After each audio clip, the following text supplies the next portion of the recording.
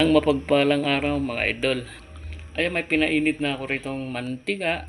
Pa-fried chicken tayo. Biniak ko yan at minarinate ko yan overnight. Ito ay peri-peri. Tawagin kong peri-peri. Meron ako ritong crispy fry. Pwede rin namang wala nito. Ordinaryong harina lang. I-mix mo sa glutinous flour. Ito yung gagamitin kong breading mga idol. So ayan, mainit na. Ganito ang paraan ko ng pagpiprito. Ilagay lang natin yan dyan. Sinaan ang apoy. I-mix lang natin yan mga lods.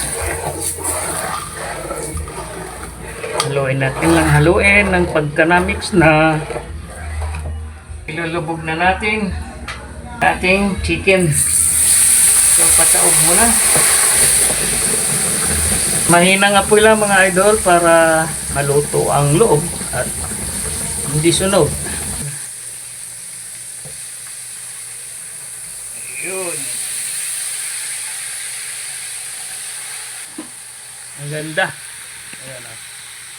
Lapit ko mga lods. Ang ganda po. 15 minutes ko na itong piniprito pero baliktad. Then 15 minutes pa. Lulutuin natin to ng 30 minutes. Ganda. Alright. Yeah. Bango. Luto na mga idol. Alright.